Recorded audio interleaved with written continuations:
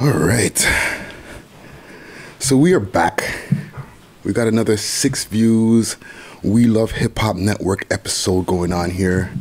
You know what I'm saying? And 2020, we've kicked it off pretty good so far. We've been trying to get in touch with the ladies, you know what I'm saying?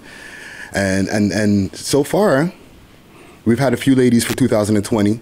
And I was doing a radio show, We Love Hip Hop Radio, and I was playing one of your tracks. The radio show, mad fire emojis in the comment section, right? Comment gang strong, right? And they were like, yo, you need to run this tune back. So I started doing some research. Okay. And I was like, okay. So, with no further ado, I want to introduce you before we even get into our conversation. All right, we got Elles Moca in the motherfucking building. Got your hand out, demanding shit like a spoiled bitch. I don't owe you nothing. These are blood, sweat, and tears. Playing years when my canteen hurting. You know what I'm saying? Yeah. Now, the thing is, I'm there looking through and I seen tracks from maybe the last 3-4 years, maybe, or even longer than that. Right. All right. So, how long have you been doing music for? Say about 8 years now. Yeah. Okay. I've been in this, I've been doing music for a minute, Yeah. And what was your first experience putting out music? Were you putting it out via SoundCloud? Were you putting it out on YouTube? No, I started with MySpace. The MySpace. You know what I'm saying? Yeah, I was just doing freestyles randomly. Just dropping them. Okay. And then when did you start feeling like, yo, you know what? I'm catching some traction from this. I wanna start doing this for real. Well, people were hitting me up, and the feedback with my freestyles that I was dropping was good. And at some point, it was just for fun. And then the feedback that I got was yo, you're actually sick, yo. You know what I'm saying? Keep dropping your music, And then so basically I started hitting up the studio. Okay. And making tracks. Yeah. What was your first studio experience like? Was it home studio style, or were you putting some bread together and going to a studio? Really, it was a home studio. It was one of my brethren's studio. You know, we just went over there. We're just chilling and we just cooked up some music. What was your first song like? Was it trash or was it good? Your first song. You're crazy. No, because nothing I drop is trash. Nothing. Well, as you start as you start making more music, you start getting better. You know what I'm saying? Honestly, I'm just cut from a different cloth. You understand? So I don't know. I didn't even know that I was that good. I was just rapping, and people were just feeling it, and the feedback was crazy, Yeah. So it's when I went to the studio, there was several people there also, and they never heard me before, so they're just who's this girl? Yeah. You know what I mean? But then, as soon as I went in the booth and I started spitting, they're okay, it was all quiet. It was dead silence. Yeah. And what prompted you to say, you know what, I want to start making some music right now, yo? Fuck this, In this class, watch out, builders cream, been through foul shit with no referee. Had to play the perimeter like Stephen Curry. Who's my friend? Who's my foe? Well, just being around certain people, and people are just motivating me to do the music more, and telling me, oh, I should drop a mixtape or something like that, So. Yeah, and even let's fast forward and we're gonna jump around the map a little bit. To now, you got this new song, Fuck Boy. In the day, yeah, I think I got a man. Yeah, shook, yeah, fuck. All right. How did that come together? That song, what was the inspiration behind that song right there? Well, I got the inspiration just throughout my life experience, just meeting people, and, some people I met just turned out to be fuckboys. You know what I mean? Straight up, Yeah. I know everybody has a different take on, what is a fuckboy to them. You know, everybody has different takes. Yeah, right? yeah. You know, but I guess when it's coming from a female's mouth, it's kind of different. It's like, you know, it's more than one meaning here. You know. Yeah, for sure. You know, so like me, I just came up with this track. You know, and like. Yeah, you know what I mean? Like, I just got that inspiration from, like, people, like, you know, just people, certain people, you know, that are not around me no more because, you know, it's so good. The fuckboyism. Yeah. So, like, you know what I mean? Like, I just got inspiration like that. Yeah. You know? Okay, so, for, like, you know, because I know when we hear... Like, for men, when we hear fuckboy, like, if a girl's like, you're a fuckboy, like, that shit... It's like it goes inside your soul. Yeah, it's disrespectful. You know? You know what I'm saying? It's meant to be disrespectful. You know, just to be called a boy is disrespectful. Then to add the fuck in front of that, is just on another level. You know what I'm saying? So if you're being called that, that's straight disrespect. You know. So give me an example of one of the biggest fuckboyish type of incidents you've ever seen. Like, this guy's a waste, man. Like, you did that, bro.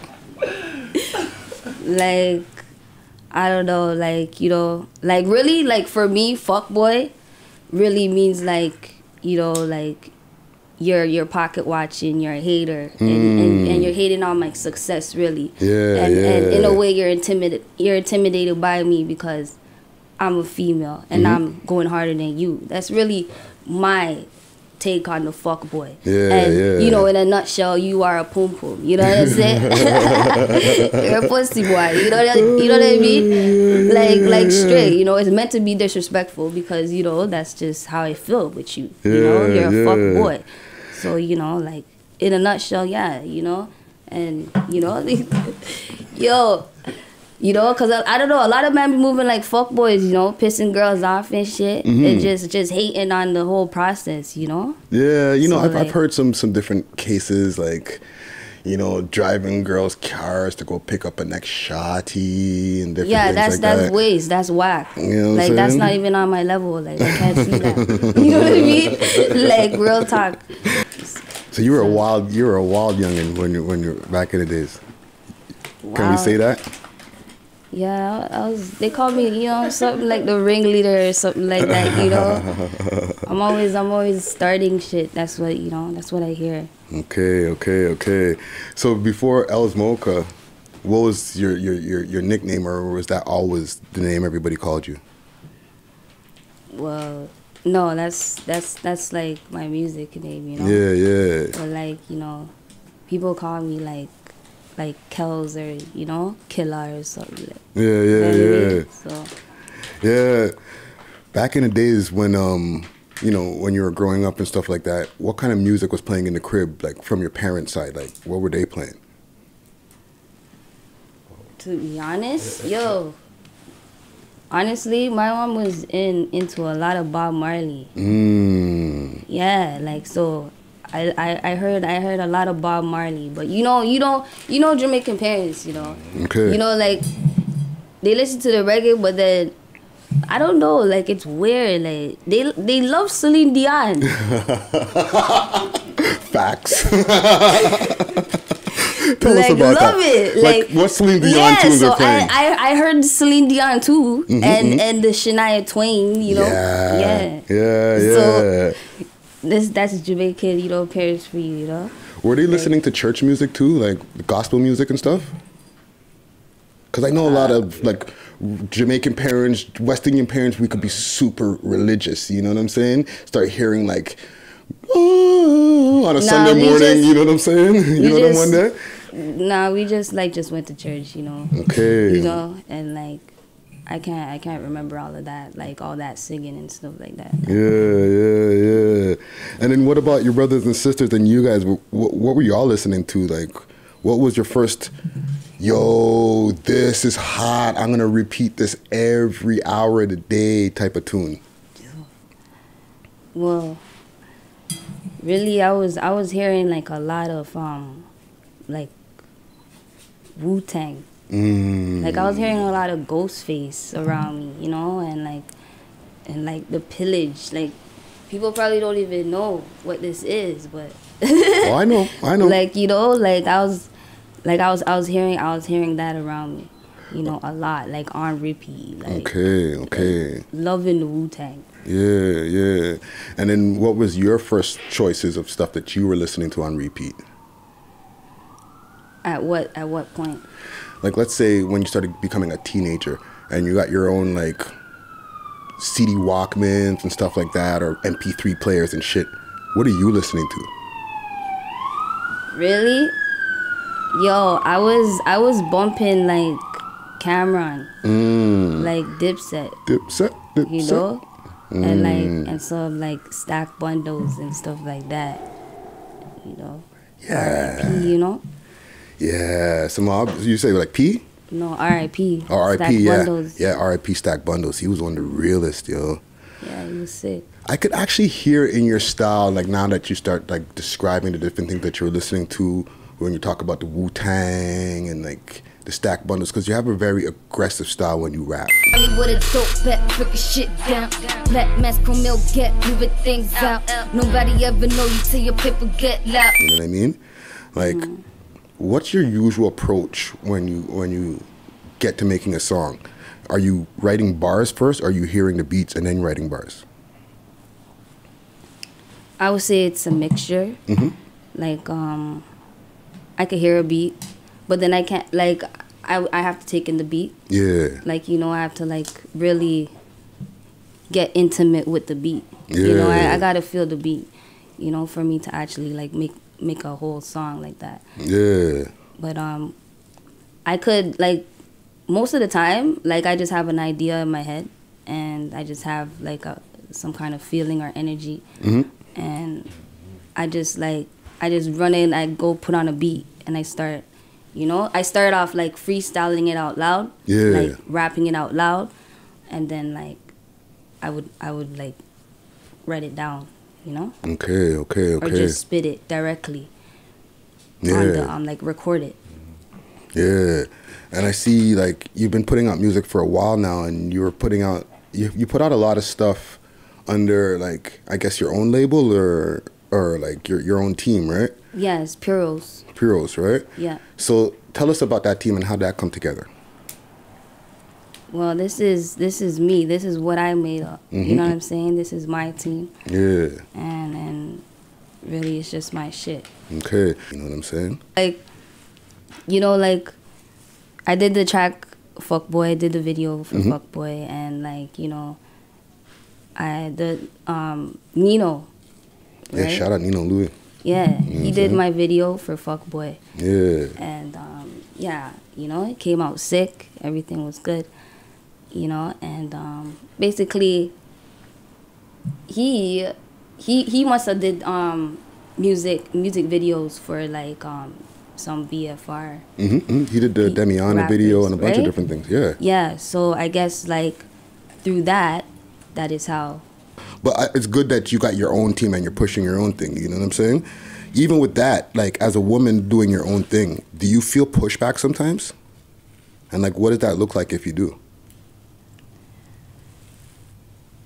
Well, pushback by, like, what?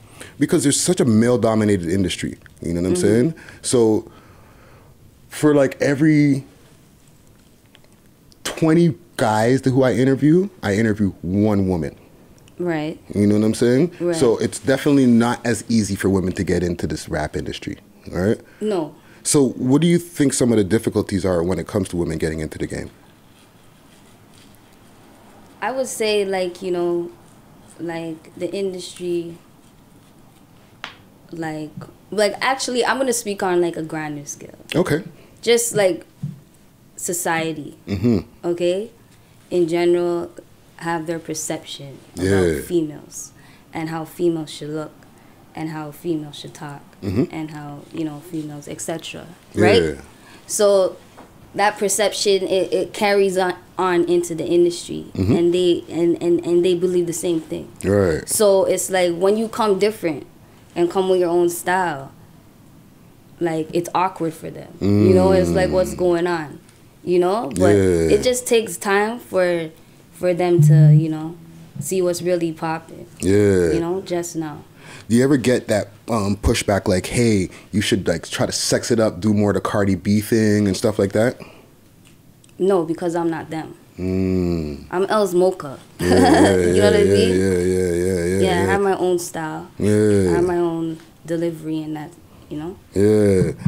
No, because I've dealt with it even when I've managed artists way back in the days. You know what I'm saying? I used to manage an artist who was like super pro-black, Black Pearl. Shout out Black Pearl from Montreal, right? Yeah. You know, she had like the big afro and stuff like that, and she was not trying to compromise for nothing. But people would be saying, hey, you know, if you try to do a little bit more on like Lil Kim style and stuff like that, you'd get way more attention. You've never heard stuff like that before? Yeah, of course. I hear that a lot, you know, by several people. Yeah, what's your response to that usually? It's like, well, when I hear that, it's like almost kind of disrespectful. Because it's like, you're basically telling me to change who I am and change me. So like, you need to keep it moving. I'm not gonna go back to the fuckboy, you know? Yeah. But yeah, like I don't rate that. Yeah. So. Speaking of fuckboys, Harvey Weinstein has been in the news like crazy. You know who that is, right? The famous movie director guy or movie producer guy who was like putting women in crazy situations, right? Like they be going into his office and stuff like that, and he's whipping his dick out, doing all kind of wild shit. Okay, so now he's going to court. Crazy. He's like 80-something years old. Okay, wow, he's 80. Yeah, because he's been doing this for all of that decades. Okay, so now all this shit started piling up on him. He's in court dealing with all the bullshit. Right? Started a whole movement called #MeToo. Right, because all the women were like, it happened to me too. You know what I'm saying? So with you as a woman in this game, have you ever been in those situations where guys are like, yeah, I got the studio for you, I got this and that, but then they just trying to fuck? Yes. So tell me about that. Oh man. Oh man, like, you know, people will hit me up. You know, guys, we're talking about guys. Guys will hit me up and then be like, yo, you have a sick flow, I like your music. And like, yeah, basically like, you know, what's your number? You know, like, oh no, where you from? Starts getting all like, you know, weird. Conversation change. Yeah, well, not yet, you know? They're slick, you know what I mean? Okay. They're slicker than that, you know? So like they come, they're like, you know, yeah, your music's sick, I like your flow, you know, you look good too, you know? And then like, you know, numbers exchange, and then I'm at the studio, and then it's like, that's where it happens, you know? Okay. That's crazy. It's like in person, you know?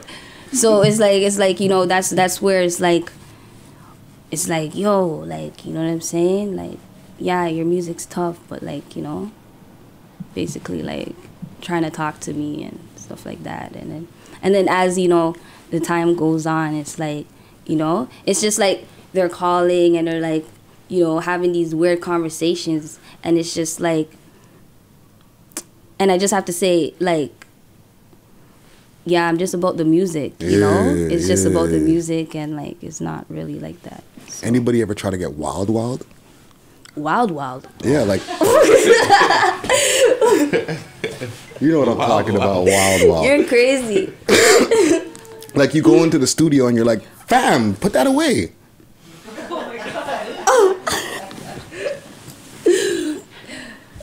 Well, no, actually. Okay. No, that never happened yet, right? And I mean, anyways. So. Yeah, you know what? It's that, good no, not in the studio. That didn't happen. Well, one good thing too is I see you came through. You got a team with you. You know what I'm saying? You got a lot of, you got your gentleman right over here that this is in the cut. You know what I'm saying? Honcho. And then what's your Honcho? You know what I'm saying? And you know, a whole bunch of other people in attendance with you. So you're moving with a unit. It makes it even better. You know what I'm saying? These are just the types of things that I don't get to ask male artists because they're not going through that bullshit. Okay. You know what I'm saying? So when I do have an opportunity to sit with a woman who's out here doing her thing, you know, making waves, I know that you're going to be able to give us those types of answers, and I know that you're navigating through the industry with different shit happening to you. You know what I'm saying? So it's important that we have these conversations. You know what I mean? Not to put you in any awkward positions or anything like that. Okay. Okay. Now let's get back into like the city. All right. What are some of the artists, let's say even from back in the days, to go back just for our city? Were you listening to any Toronto artists back in the days? Or Canadian artists, period? Really? No, sorry. I wasn't, you know? Yeah. I was more listening to like people in the States that like, you know, are already like, you know, doing their thing, you know, established, like, you know, on BET and everything like that. Yeah, so like the 106 and Park times and all them times there. Like yeah, and I'll just watch, like, yeah. Yeah. So, okay, even to fast forward with our city now, right? Our city's got one of the biggest rap scenes out there, right? Do you got any collabos coming up with other artists? Are you trying to do that right now, or are you just doing your solo thing? Probably, like, in the future, sure, you know. Like, I'll do some collabos. But right now, I'm just focusing on my singles and my EP. Yeah. The reason I asked that also is because, like, our city has an issue with unity. You know what I mean? I've heard other artists talk about in other interviews and places saying that our city can get way further if we got rid of like the polys and all that type of stuff that be going on out here. You know what I'm saying? They call it what, the screw face capital. You know? Yeah. What's your opinion on that? Do you think that, what do you think is missing from Toronto to be able to get to be that quote unquote next Atlanta? Do you think polys is part of the reason, or like what else could we do to make it a bigger scene? You know, I think it just goes for like talent, and you know, there's a lot of talented artists in the city, you know, doing their thing, and I feel like, you know, well, the city's getting a little bit more shine than it was like a while ago, but so it's getting there, right? Everything takes time. It just doesn't happen overnight. Like, you know, you're not just gonna wake up and be like, oh yeah, it's like Atlanta, you know? It's gonna take time, and as far as I can see what's going on right now, like it's getting there. Yeah. And even with like our city growing and becoming like a crazier place than it's ever been, you know, it's a question that we usually ask to like all our guests, right? Our city's gotten crazier than it's been over the last 20 years, I would say, you know what I'm saying? With our violence going up like crazy, you know, and 2019 has been a crazy year. But this being the beginning of 2020 now, when we're filming this, what do you think we can do to bring it down so that we don't have a repeat of the way the last 2 years have been? You know, I think like we have to change our mindsets. You know, and like just how we think and our thinking process, like, you know what I mean? Yeah. Like people are just too quick to do things sometimes, you know? Yeah. And then, you know, problems find them that way, you know? So I think it just starts with your mindset. You know, not really, like it could like be like, oh, how you grew up and like where you come from and who's around you, like that. Yeah.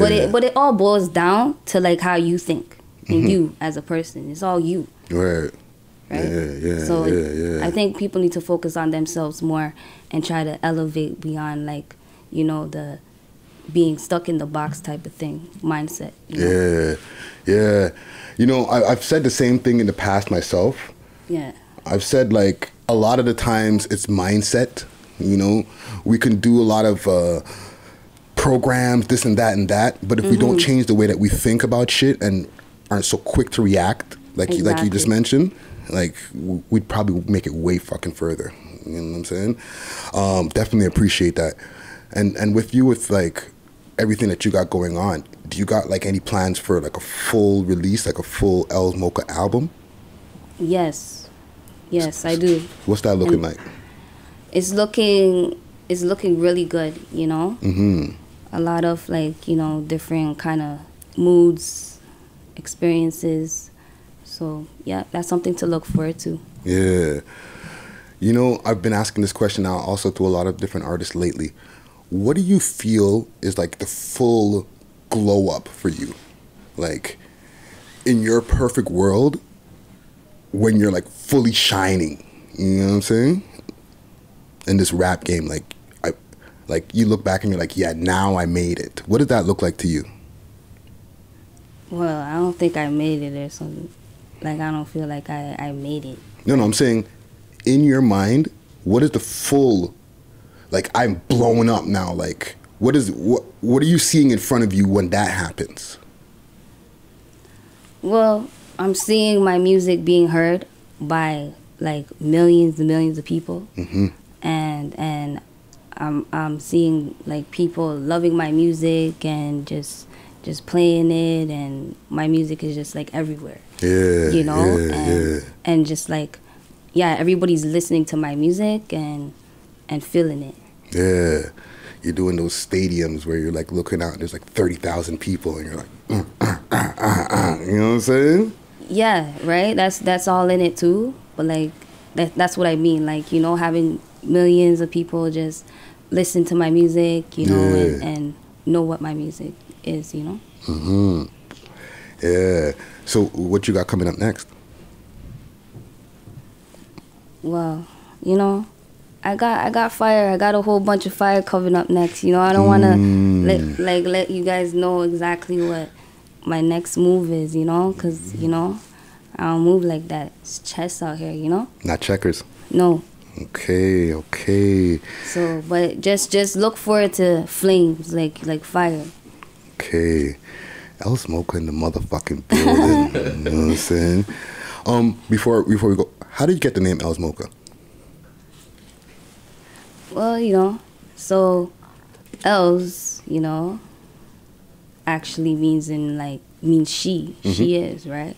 So I initially like was gonna go with the Elles Moca, like she's dope type of thing. Yeah, like, you know what I'm saying? Because yeah. that's, you know, okay. But you know, I added the M to the coca. That's why I spell it like MOCA. Okay. Right. So I kind of blended, like, you know that I'm dope, and you know I come with flavor. You know what I'm saying? Take that however you want it. You know, way so better choice. I put it all together, huh? Way better choice with mocha than coca. It's way more. No, because it's easier. It's easier to sell. You know what I'm saying? People see coca on the thing. They're like, you know, like Petey Crack had problems back in the days, like with moving his music because his name was Crack. You know what I'm saying? So yeah, it suits me. You know what I mean? Yes, Elles Moca in the motherfucking building. Don't kill me. 6 views. Yo, thank you for coming through. You know what I'm saying? Yo, hit the people with your social medias, all that stuff before we get out of here as well. Where to find your music, everything. Well, you can find me on Spotify. You can find me on all the platforms, you know, YouTube, Spotify, at Elles Moca, you know, Instagram.com. And yeah, I'm on all platforms right now. All right. Yo, enough respect for coming through, yo. Okay, thanks for having me, you know. 6 views.